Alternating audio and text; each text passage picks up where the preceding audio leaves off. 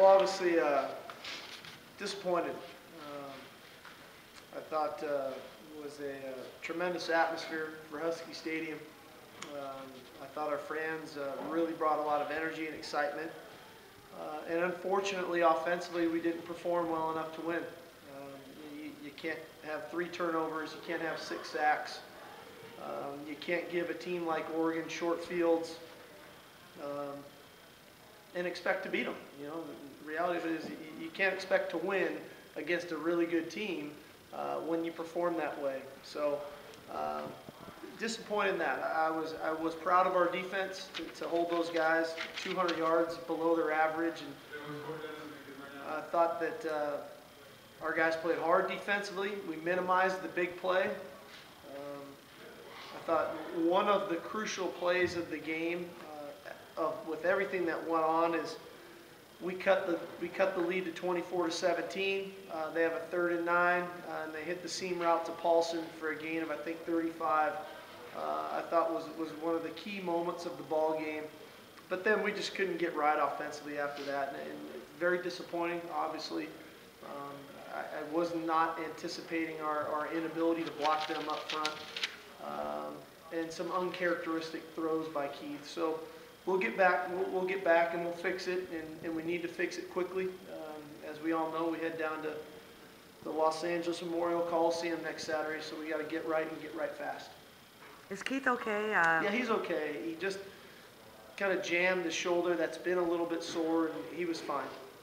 In Utah, you mentioned he was jittery in the first half. Was it like that again? No, I don't think he was jittery. It was a big coaching point going into the game for Keith.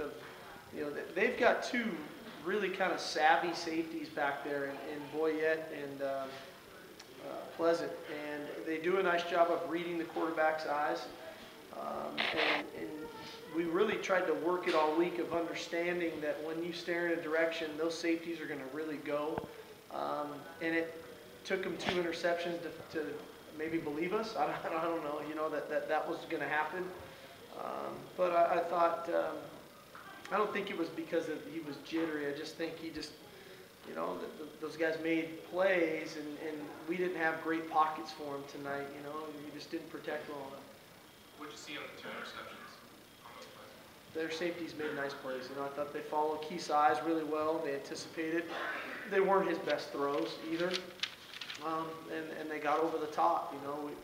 I thought he got just a little undisciplined in maybe his footwork in 2 hitching the throw, a seam route, and there were mistakes that were made. But I really think after all of that, we kind of overcame that and got it to 24-17, and just didn't perform late in the game. From the middle of the 3rd quarter on, we just didn't perform offensively. Is there something they were doing? Do you think that Keith was reluctant to throw the ball downfield at any time? Did you feel like he was carrying out his read on time? Late in the game?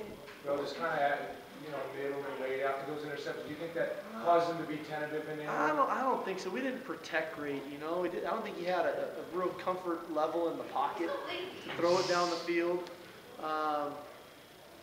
And if anything, then the reluctancy came from me of, can I call things really down the field where we can protect well enough? On top of the 6 sacks, he was getting hit, and I don't think it's because of scheme. So we'll have to look at the film and understand if there was something in there where we were getting beat. But the reluctancy, I think, if anything, came from me if I wasn't calling enough down the field for him. But there were plays there, and they're bang-bang plays, and we didn't make a handful of them either that we've been making all year long. We've been making those tough catches over the middle or down the field, and we didn't make those plays tonight either that could have, I think, increased his numbers and pushed the ball down the field for us. Steve, what did you make of Kaysen today? I thought Kaysen really competed nicely tonight.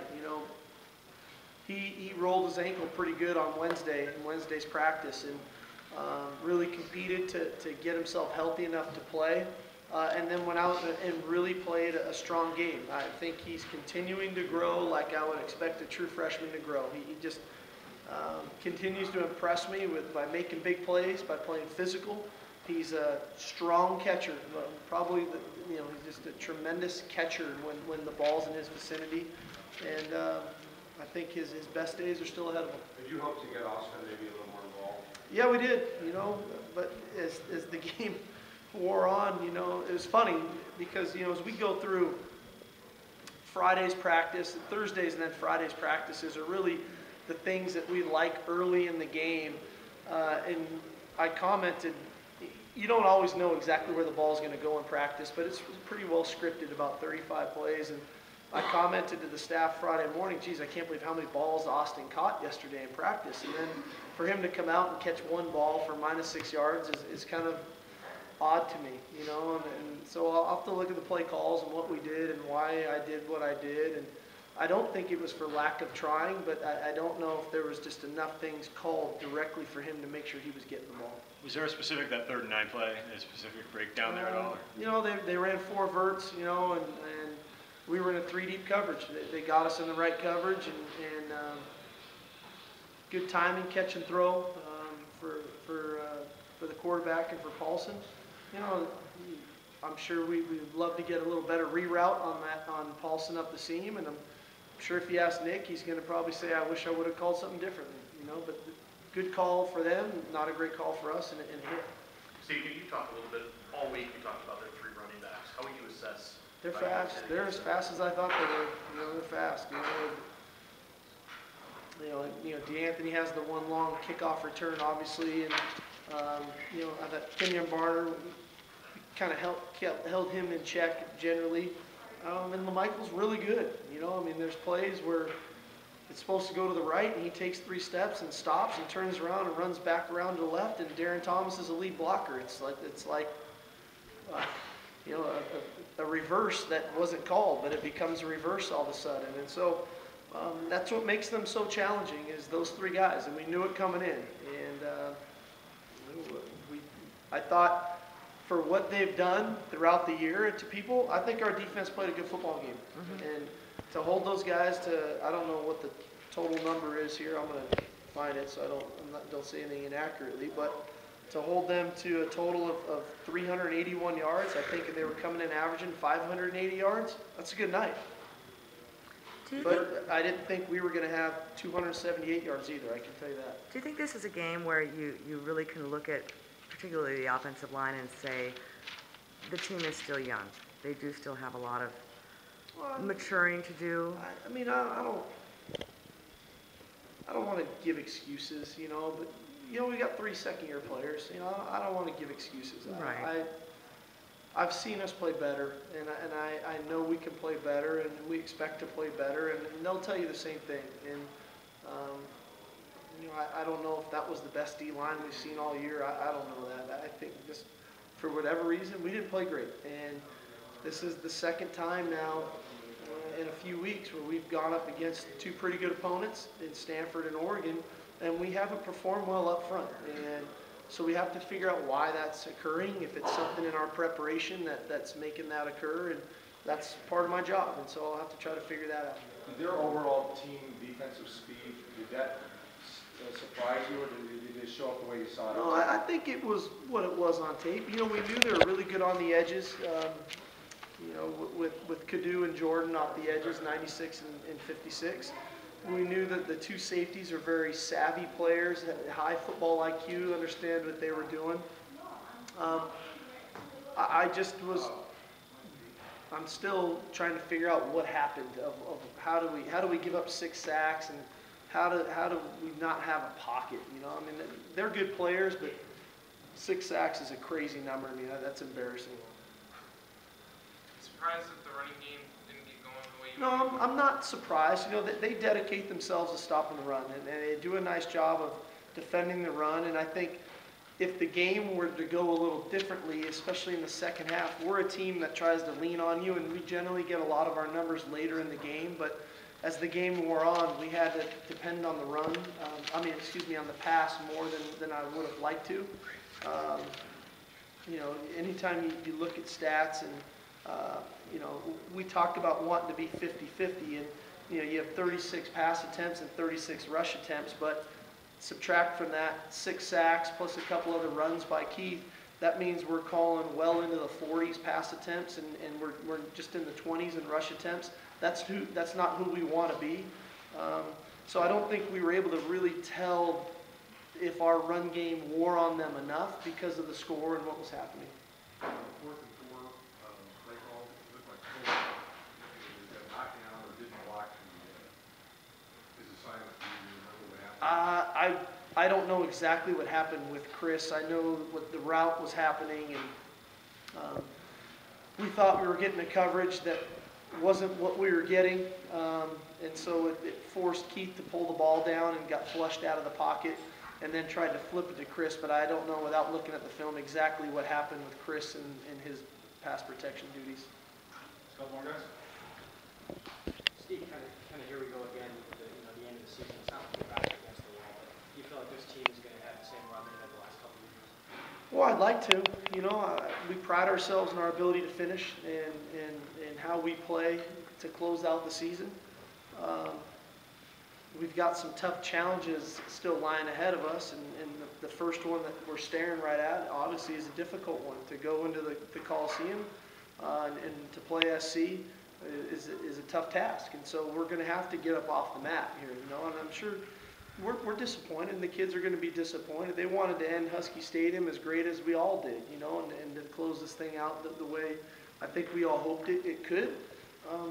And it didn't happen. So I think there's going to be some disappointment naturally, but that only gets to last for 24 hours, because starting Monday, we got to get to the truth of what happened and understand after we get through the film of really what occurred, so there's not the speculation of what it is, but actually what happened.